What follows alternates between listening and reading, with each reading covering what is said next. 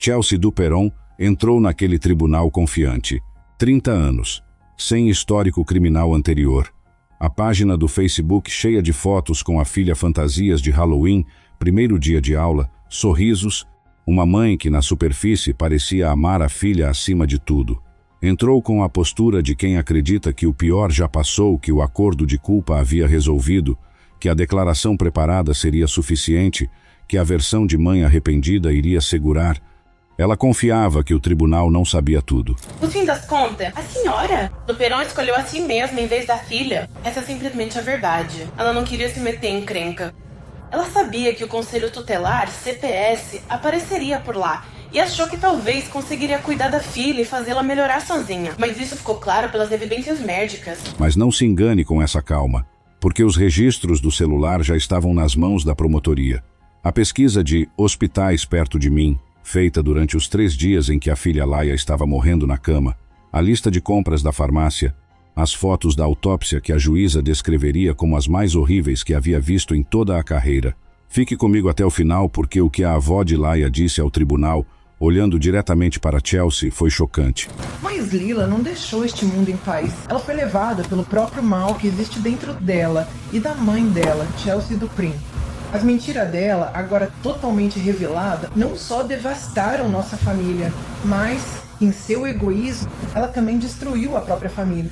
Tudo o que está prestes a ouvir é verificado por registros judiciais, laudos médicos, depoimentos em tribunal e cobertura investigativa do caso.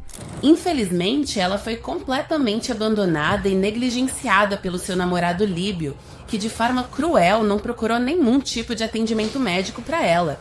E, para piorar a situação, ela também foi negligenciada pela sua própria mãe, a pessoa que mais deveria protegê-la naquele momento difícil. É a história de Laia Lynn Castle, 8 anos, Wayne, Michigan, espancada pela própria mãe em 13 de março de 2024 e deixada morrendo numa cama por 3 dias enquanto ninguém chamava socorro. Se inscreve no canal. Toda semana tem um caso novo aqui. Agora vamos ao começo. Laia Lynn Castle nasceu em 27 de junho de 2015. Tinha um gato chamado Kit Kat, um cachorro, e amava Garfield e Bob Esponja. Professores, vizinhos, conselheiros escolares e familiares a descreveram da mesma forma quando os investigadores os entrevistaram depois. Doce, alegre, inteligente, carinhosa, engraçada, borbulhante. Nunca machucava ninguém. Era uma pacificadora sempre pronta a ajudar quem precisasse. O tipo de criança que deixa marca em todo mundo que encontra. Ela teria completado 10 anos na época da sentença. Porém, o que acontecia dentro daquela casa em Phyllis Street era diferente do que as fotos do Facebook mostravam.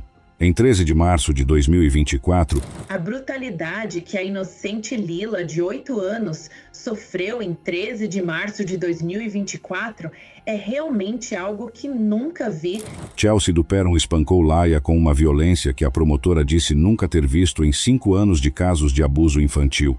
Os ferimentos cobriam Laia da coroa da cabeça à sola dos pés, sem um único ponto que não estivesse marcado. Trauma craniano massivo, inchaço cerebral grave, múltiplos ferimentos no rosto e na cabeça.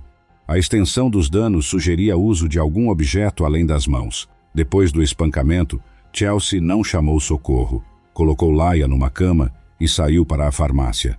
Agora guarde esse detalhe de compras da farmácia, porque a juíza vai enumerar, lá em tribunal, item por item, e o que essa compra prova não é negligência. É consciência do que Chelsea sabia que havia feito. Fraldas, bolsas térmicas, vaselina e também um pouco de bebida alcoólica para ela mesma, enquanto a filha estava deitada na cama, morrendo lentamente. Ela comprou fraldas porque Laia não conseguia mais levantar para ir ao banheiro. Vaselina, almofadas de aquecimento, suplementos alimentares líquidos para tentar alimentar a filha em casa, e álcool para ela mesma. Durante os 3 dias seguintes, Laia ficou deitada na cama. O cérebro continuava inchando. Ela não conseguia comer, não conseguia ir ao banheiro, não conseguia se levantar. Os registros do celular de Chelsea mostram que ela pesquisou hospitais perto de mim nesse período, o que significa que sabia exatamente o que estava acontecendo com a filha e escolheu, de forma ativa e repetida, não ir. O namorado de Chelsea vivia na mesma casa. Ele não era o pai biológico da menina. Chegou do trabalho e encontrou Laia. Ouviu a explicação de Chelsea, verificou o estado da menina e foi trabalhar no dia seguinte. Disse depois à polícia que, se fosse filho de sangue, teria chamado a polícia. Uma frase que revela com precisão o que aconteceu. Ele sabia que havia algo gravemente errado, avaliou a situação e decidiu que não era responsabilidade dele. Deixou uma criança de 8 anos morrer devagar enquanto cumpria sua rotina normal. Ele nunca foi acusado de nenhum crime. E é aqui que as coisas ficam verdadeiramente sombrias. Em 16 de março de 2024, 3 dias depois do espancamento, alguém finalmente chamou o serviço de emergência para reportar uma criança que não respirava em Phyllis Street.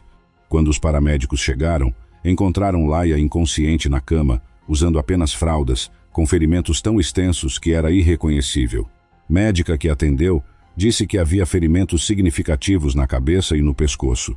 Os investigadores disseram que o estado da menina era como nada que haviam visto antes. Laia foi levada ao hospital em estado crítico. Foi pronunciada morta pouco depois da chegada. A promotora disse posteriormente em tribunal: o inchaço enorme na cabeça e no rosto dela a deixou completamente irreconhecível. A causa da morte foi um trauma contundente massivo na cabeça e no rosto. Ela não parecia a criança feliz que todo mundo lembrava. Era irreconhecível. Os peritos médicos confirmaram. Laia poderia ter sobrevivido se tivesse recebido atendimento no primeiro dia. Quando a polícia entrevistou Chelsea, ela deu a primeira versão. Laia havia caído da escada. O exame forense rejeitou isso completamente. Os ferimentos eram incompatíveis com qualquer queda. Os detetives perceberam e Chelsea mudou de história. Disse que espíritos ruins estavam envolvidos. Que uma mulher misteriosa havia saído do nada e atacado Laia. Disse textualmente: juro a Deus, isso não sou eu. Parece loucura, mas há espíritos ruins. Que um fantasma estava fazendo Laia agir de forma estranha, que estava possuída. Você consegue ver o padrão? Eu podia ouvir ele gritando com ela. Não só com a mãe, mas com a criança. Ah, você quer motivo para chorar? Eu vou te dar motivo para chorar. A primeira versão queda da escada mostrava que Chelsea precisava de uma explicação física para os ferimentos. A segunda dos espíritos mostrava que a primeira havia colapsado. E a lista de compras na farmácia destruía qualquer argumento de que Chelsea havia perdido o controle ou não sabia o que estava fazendo. Comprar fraldas para uma criança de 8 anos prova que você sabe que ela não consegue ir ao banheiro. Comprar álcool para si mesma enquanto a filha morre na cama é consciência, não insanidade.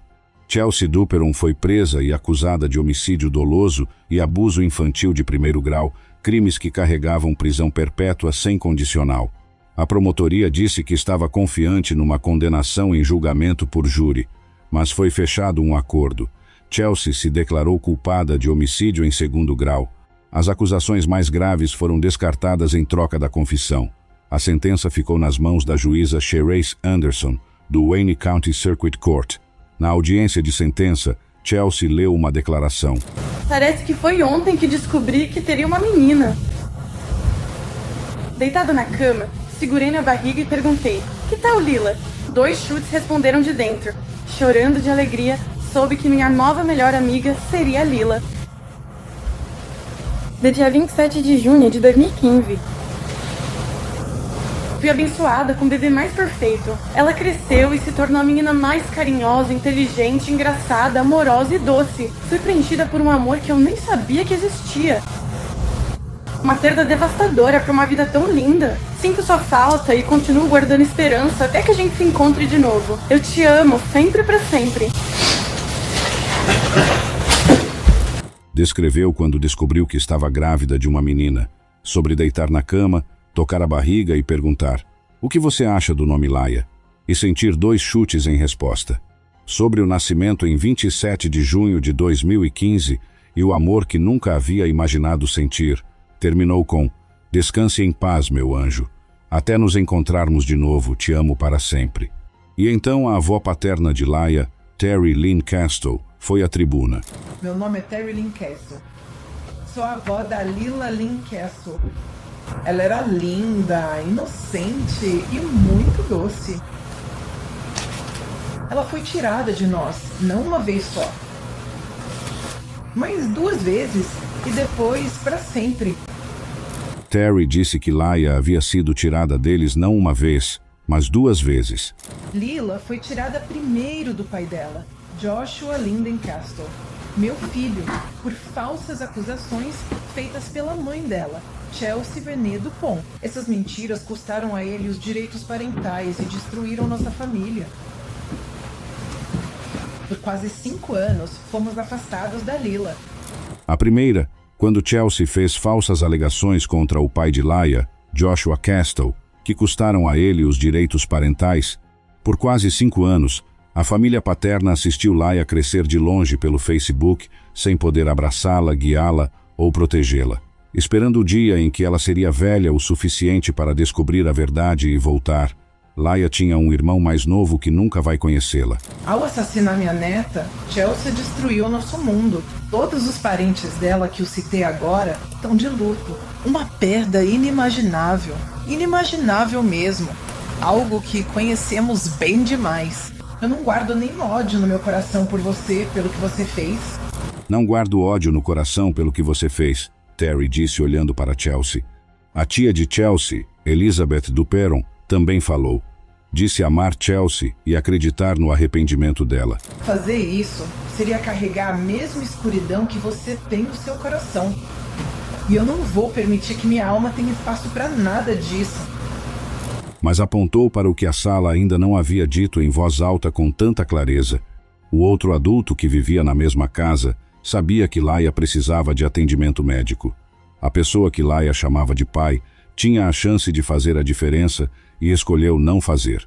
Aquele silêncio foi uma escolha covarde e roubou de você, Chelsea, a ajuda que você precisava e de Laia a vida dela. Então a juíza Sherice Anderson falou. Ela havia revisado o processo inteiro, as cartas das famílias, os laudos, o relatório pré-sentença e havia visto as fotos da autópsia. E então a juíza enumerou a lista. Pausa. Sobre o namorado disse. Que disse que, se fosse filho de sangue dele, teria chamado a polícia. O que ele deveria ter feito era pegar o telefone e ligar para o 190. Melhor ainda, pegar a Lila nos braços, entrar no primeiro transporte e levá-la para o hospital. Era isso que ele deveria ter feito. O que ele deveria ter feito era pegar Laia nos braços, pegar o primeiro transporte disponível e ir para o hospital. Mas ele verificou como ela estava e foi trabalhar. A juíza disse que Laia havia sido falhada em múltiplas ocasiões pela mãe e pelo namorado, mas que Laia devia ser lembrada como a menina bem comportada, alegre, inocente, luz do mundo e borbulhante que ela era, e não por nada mais. A sentença... Este tribunal acredita que Lila agora está em um lugar onde é amada, onde é cuidada e onde ninguém mais terá a oportunidade de falhar com ela.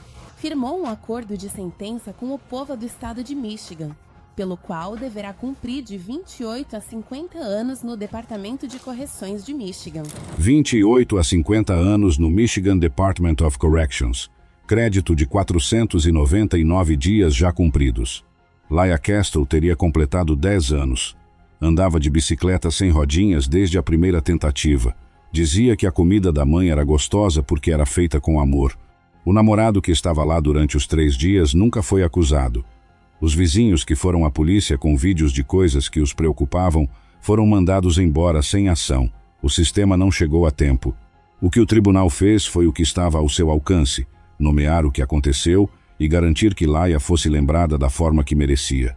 Se você chegou até o final desse caso, me conta nos comentários. O que mais ficou com você? A pesquisa de hospitais perto de mim no celular de Chelsea durante os 3 dias prova de que ela sabia e escolheu não ir? A lista de compras na farmácia, enquanto Laia morria fraldas, vaselina, almofadas de aquecimento e álcool para ela mesma? A frase da avó Terry, dizendo que Laia foi tirada deles 2 vezes? A frase da juíza, ela devia estar na UTI, era disso que ela precisava? Ou, o namorado que estava lá nos 3 dias, verificou como Laia estava, foi trabalhar e nunca foi acusado de nada? Inscreve no canal se ainda não fez isso. Toda semana tem um caso novo aqui. A gente se vê na próxima investigação.